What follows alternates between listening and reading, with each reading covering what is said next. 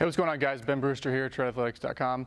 Today we're going to be breaking down a drill we call the Kettlebell Fields Drill, or the Kettlebell Back Leg Drill. This is a drill we originally saw Mike Clevinger post on his social media. It's a drill that corresponded to a velocity bump, or the year that he had a significant velocity bump. And a lot of people were kind of crediting the changes that he made to his lower half and to his back leg in particular with the velocity jump that he had. Now, we can break down his mechanics and his evolution in a different video, but I do feel like there was probably some merit to this specific drill in his transformation. And in terms of experimenting with all the different back leg and hinge drills that we've tried, this one ranks near the top of the specific back leg drills that we've tried. So definitely go and follow Clevinger if you don't already, and also follow his trainer. His trainer commented on the video the first time we reposted it, and he posts a lot of other great stuff on his channel. So go ahead and give him a follow as well. We'll tag him in the video. Now, we use this specifically as a pre-throwing fields drill. Now, what that is obviously not a throwing drill, but it's something that we'll use as a patterning emphasis before an athlete actually gets into their throwing for the day. Now, we have a bunch of different fields drills that we'll prescribe to various athletes depending on what their specific mechanical issues are. Specifically, we use this for athletes that are struggling with either their forward move or the actual linear move, the hinge aspect of their weight shift. So this drill focuses on part 2 of 3 of a high-level lower half. Part 1, of course, is the leg lift or the drift, where you're initiating your center of mass forward, but it's not really an active move. Part 2 of 3 is the linear move, also called the hinge, where you're guiding your pelvis, you're guiding your center of mass down the move in a linear fashion. That's what this drill focuses on. Part 3 of a good lower half, of course, is the hip rotation into landing, converting that linear move into usable rotation, which is then going to wind its way up the chain, ultimately get into the ball. So without further ado, let's get into the video. We're going to first discuss some of the specific mechanical flaws that we will prescribe this drill for, and then we're going to get into some of the specifics about how we coach this drill and common mistakes you'll run into. So there's a number of different ways to do the drill, a number of different variants that you can do, but the general premise is that you're going to take a kettlebell, we like somewhere in the 10 to 20 pound range. You're going to hold that in a front rack grip, so the weight is going to be resting on the top of your shoulder, so you shouldn't really be having to use your actual hand or arm to support that weight. It's just kind of resting there, hanging out, and you're just going to go through your linear move. That's really the general premise. The weight, because it's downward pressure, is going to help you have to self-organize and find more efficient positions through your back leg, through your heel, and through your torso posture. And so the general idea, whether it's a walking wind-up, is you can go through that linear move, and you're just going to stop at the landing position right there. So I'm trying to feel the weight shift. The kettlebell is helping me stay in my backside as I actually move forward.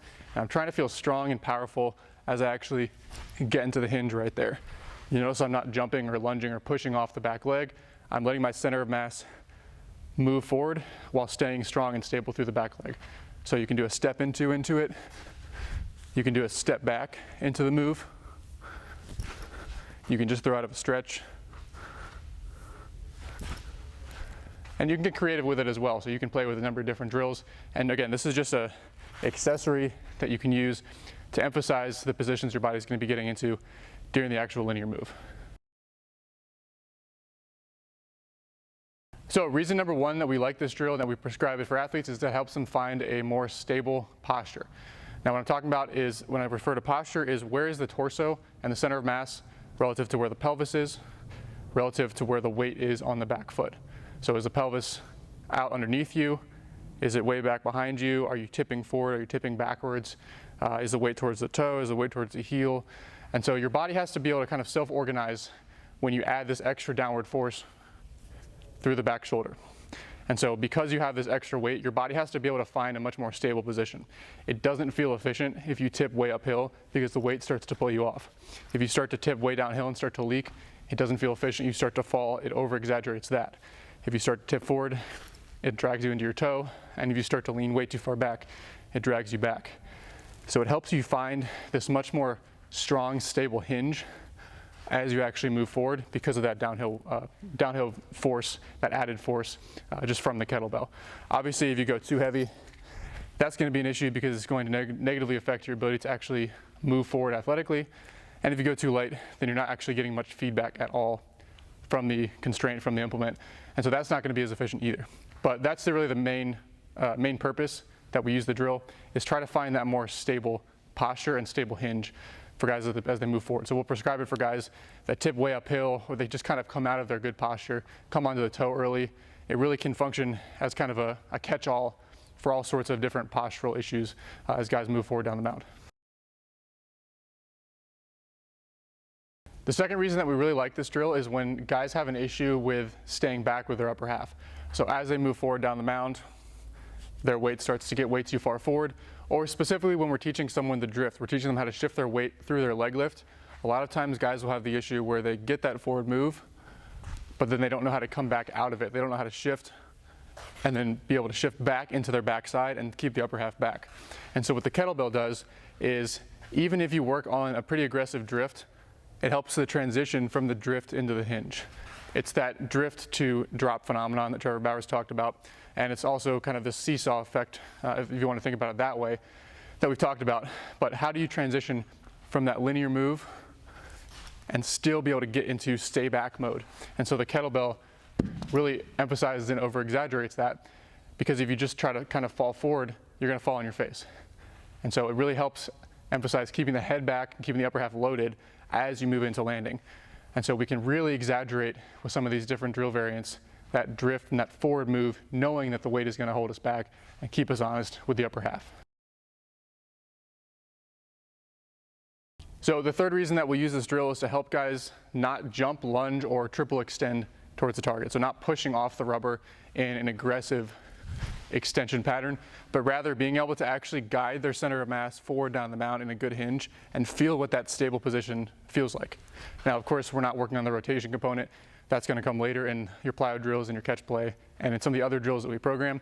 But for the sake of this, it's a really good feel to feel what that feels like, of guiding your pelvis down the mound in a good hinge in that internal rotation position and abduction position, while holding that stable back foot, holding that stable stacked posture, and not losing it by jumping off the backside. So we'll use it for that purpose as well. Again, it becomes very, very obvious when a guy starts to jump and push off. You'll see that the back foot just shoots off the ground and it wants to be pulled off. Again, we'll play the clip of Clevinger doing this. You'll see that back foot is stable. He's actually doing it in bare feet, which I really like as a variation as well. Again, just to focus on that stable back foot anchor.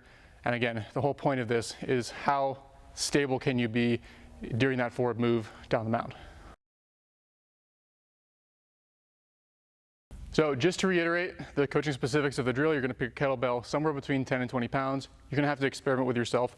This is 18 pounds. I feel like it's a good weight, but if I did something like 30 pounds, that would definitely be too much to actually feel that athletic weight shift. So too heavy is, again, going to limit the athleticism that you're going to be able to display. Too light, you're not going to get that feedback that we're going for with the drill. So that's the first thing, is just pick an appropriate weight kettlebell. Number two is that you're going to pick the variant throwing drill that you're going to work out of. Again, you can work out of the stretch and just come set, leg lift, and use the kettlebell as that, again, constraint to feel that linear move. You can become a little bit more athletic with it as well, add that forward momentum, and do something like a walking windup or a windup out of it. Or you can actually do a step back, and we prefer step backs if we're working on the drift transition with a guy, because we can really over exaggerate that forward weight shift, knowing that the kettlebell is going to keep them back, keep the upper half stacked and loaded into landing. So pick the variant. Again, you can get creative with it. This is just a constraint that you can add to almost any drill variation. So you could do something like a hop back with the drill. There's a number of different things you can do. Feel free to get creative. Those are just the three that we've primarily been using at this point. And then just two more helpful things. First, when it comes to the leg lift, this doesn't just go for this drill, but in general, a cue that we like is to lift with the center. So you can think about lifting your leg with your hip flexor, and the leg is just this independent piece, and it's kind of this robotic, choppy leg lift. Or for me, when I think about lifting with the center, like lifting from my pelvis and letting that leg kind of swing up athletically and transition into the actual linear move, for me that feels a lot more athletic. It's how does the leg just function as this extension of the pelvis and swing up and transition into that linear move, versus it being its own individual piece working in isolation. So lift with the center, that's one cue that's helpful. And then just looking at what the back foot is doing, like I already mentioned in this video. If the back foot is not stable, you're going to see guys have the tendency where that back foot wants to begin pulling off the ground. And what should happen in reality, again, this drill is not going to perfectly replicate what you're going to do in full speed, because we're taking out the rotation and the actual throw. But what you should see is you're basically riding the hinge to its edge, to the limit of the available range you have in the back hip. And so you should end with that back foot still in a stable position, but feeling like you can really power through it without that back foot being pulled off. So what happens in the actual throw from here, if you didn't extend, is as the pelvis does begin to rotate, bring the femur with it, wind its way down, spiral its way down, that back foot should begin to turn over into eversion and then turn over as the pelvis fully clears. So definitely look for that. That's one of the most common mistakes with this drill for guys who don't know how to rotate effectively. It's gonna feel really weird and really awkward not to push off. And so again, that's just one thing that we'll constantly harp on with guys until they get that feel. So again, these are just some of the tips and cues that we've played with since we've begun implementing this drill. I would love if Clevinger sees this video, if he can kind of comment on what he worked on specifically. If his trainer sees this video, if we can kind of hear from him on some additional cues, tips, and maybe how he coaches the drill a little bit differently. Or for any of you guys who have another tip or have tried this drill yourself, what are your thoughts? What are your experiences? I'd love to hear from you guys down in the comments. And finally, if you guys haven't already liked this video, go ahead and like it, give it a thumbs up, and subscribe to the channel if you haven't already. Our mission is to provide the top pitching related content on YouTube and be the #1 resource for baseball development in the world. So if you want to support the channel, go ahead and subscribe, and we'll see you guys in the next video.